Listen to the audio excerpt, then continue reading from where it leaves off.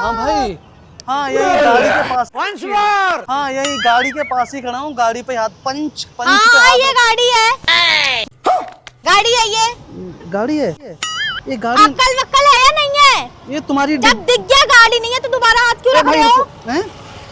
जब दिख गया कि गाड़ी नहीं है तो दोबारा हाथ क्यों रख रहे हो? हमको बोलने दोगी? हमको लग रहा था हमारी गाड़ी की डिग्गी है ये, अब डिग्गी से चिपकी खड़ी हो तो रख गया। बिल्कुल अक्ल वक्कल नहीं है। देख एक बार टच कर लूं? अच्छा एक कर लूं एक बार?